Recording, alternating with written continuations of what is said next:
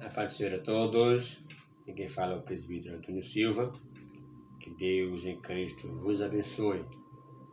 Já peço a você que não é inscrito no nosso canal, se inscreva, ative o sininho de notificação para que quando tiver vídeo novo você receba a notificação. E você que já é inscrito, vai deixando o seu like, o seu joinha, deixando seus comentários para nos ajudar. Amém?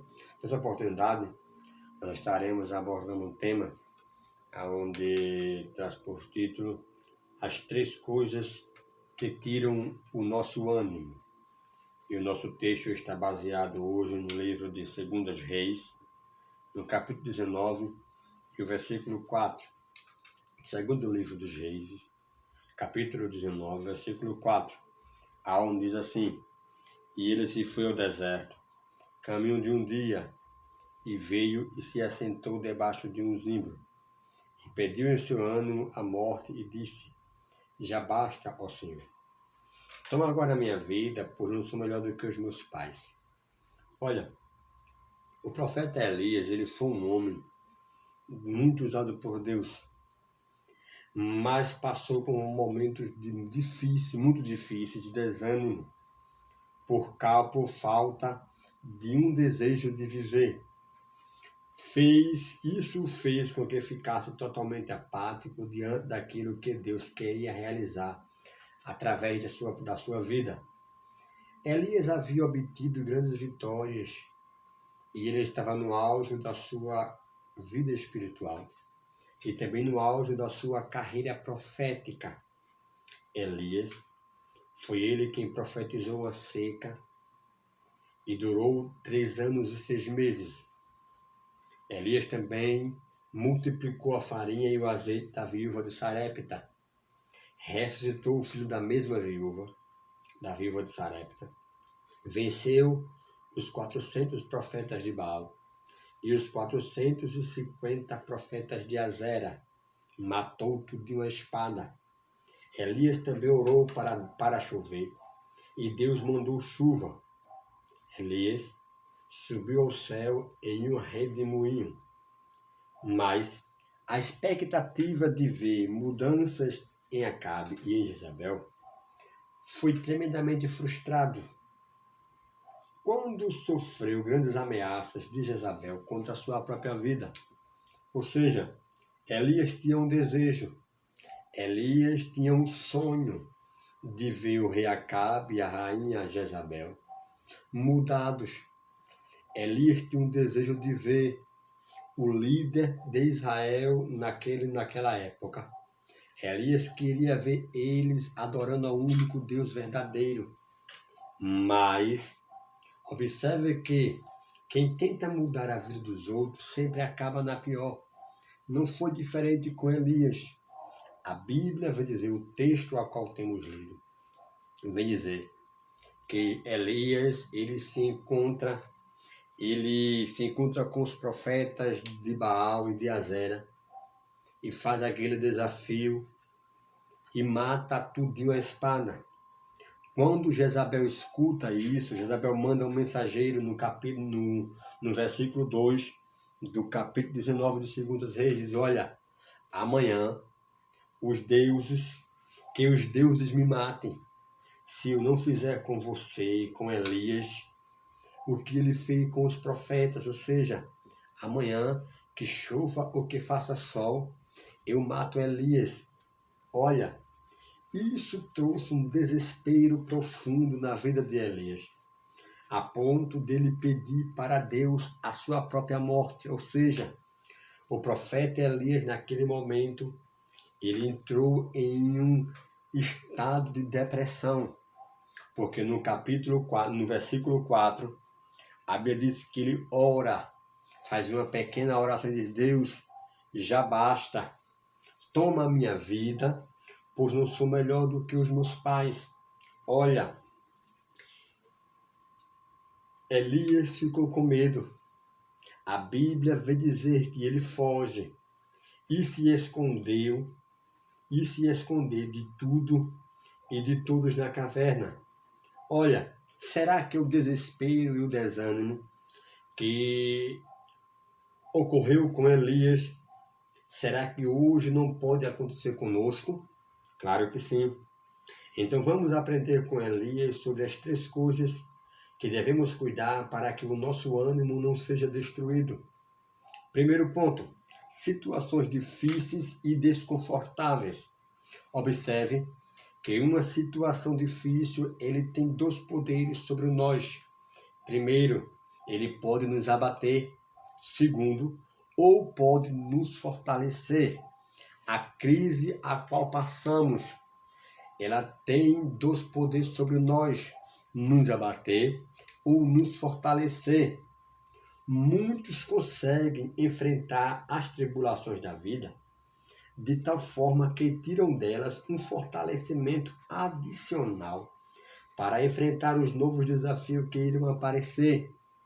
Veja o que o apóstolo Paulo falou, segunda carta do apóstolo Paulo aos Coríntios, no capítulo 12, o versículo 10. O apóstolo Paulo, ele diz, na minha linguagem é um pouco diferente, mas tem o mesmo significado. Ele falou: eu me alegro também com as fraquezas, com os insultos, com os sofrimentos, com as perseguições e as dificuldades pelas quais passo por causa de Cristo. Porque quando perco toda a minha força, então tenho a força de Cristo em mim. O apóstolo Paulo, ele sabia tirar força da fraqueza. O apóstolo Paulo sabia tirar de toda a tribulação que ele passava, ele sabia tirar força. A tribulação que o apóstolo Paulo passava não servia para o abater, mas sim para o fortalecer, a tal ponto dele dizer: eu me alegro quando eu passo por várias tribulações, por fraqueza. Sabe por quê? Quando eu penso que estou fraco, aí é que eu estou forte. Elias, ele tirou essa força das primeiras situações difíceis que venceu, mas nem sempre é algo fácil.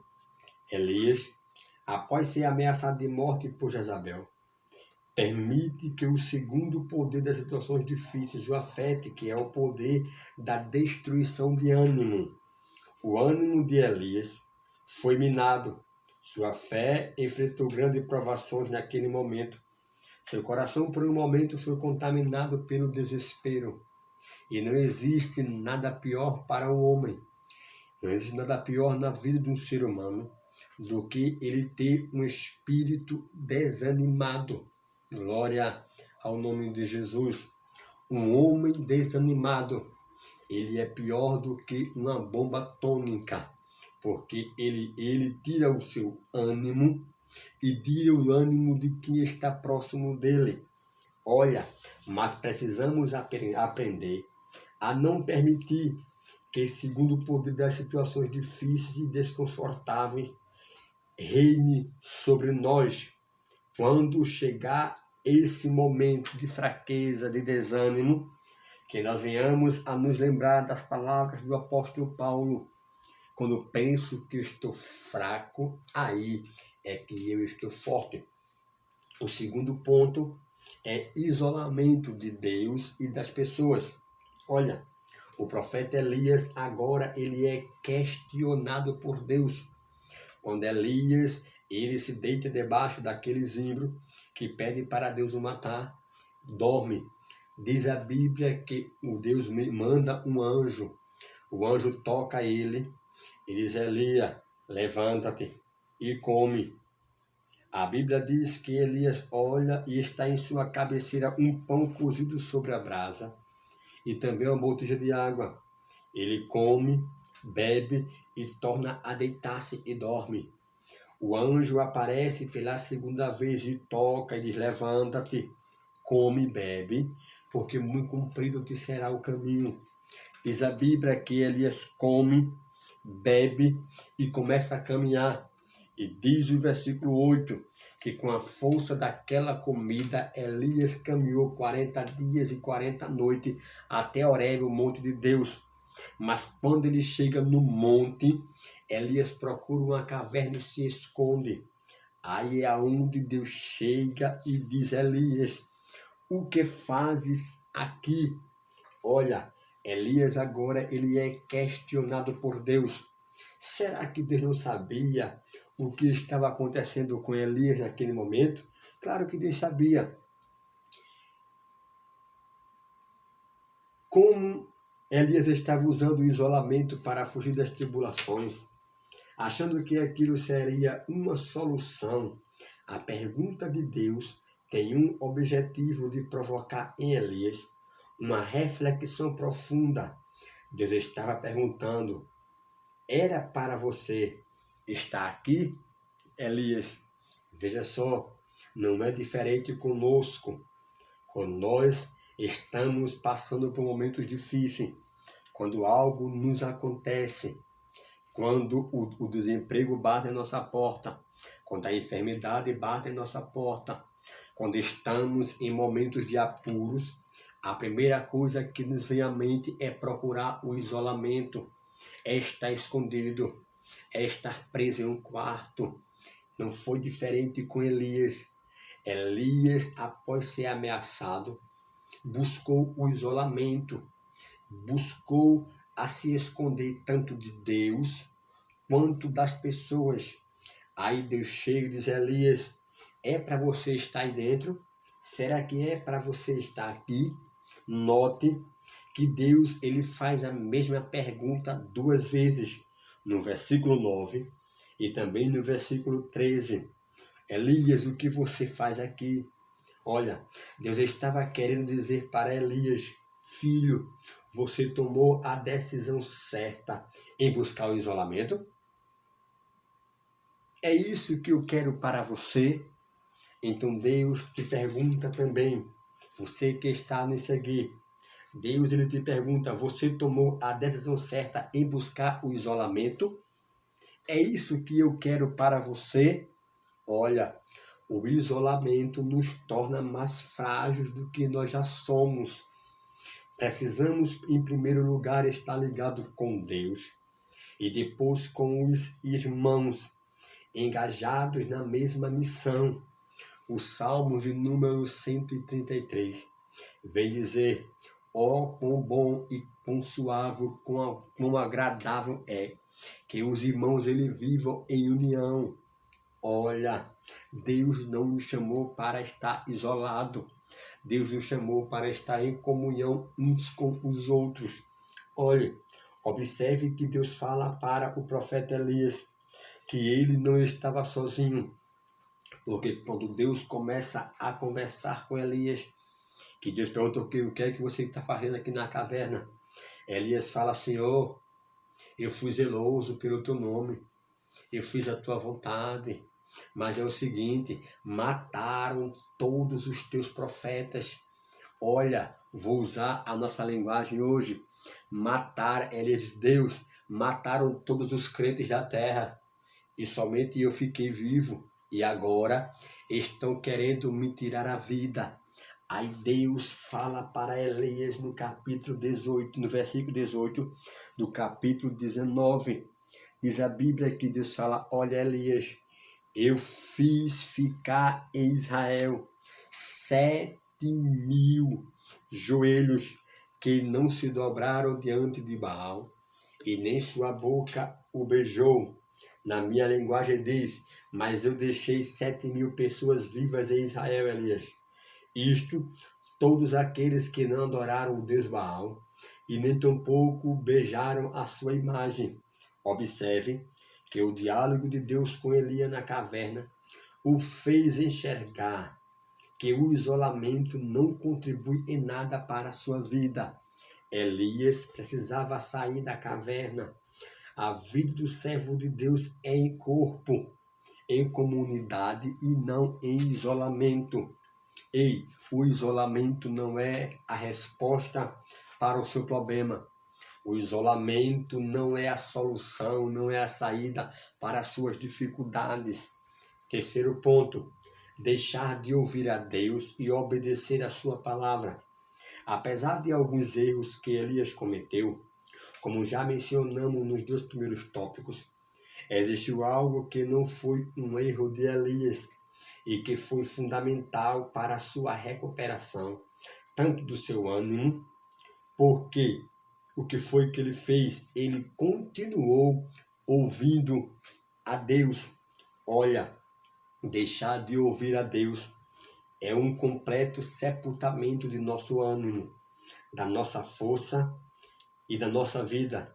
Deus falou para o profeta Elias, no versículo 15, volta, olha aí, no versículo 15, volta pelo teu caminho para o deserto de Damasco e vem e unge Azael, rei sobre a Síria. Veja só, Deus agora dando força para Elias. A Bíblia vem dizer que o obedecer é melhor do que o sacrificar. E Deus não se agrada em sacrifícios gordos, sem antes nós obedecermos a Ele. Elias, ele obedece a Deus, porque uma coisa é você ouvir a voz de Deus, outra coisa é você obedecer a voz do Senhor. São dois sinônimos que trabalham, que andam junto, o ouvir e o obedecer. Glória ao nome de Jesus.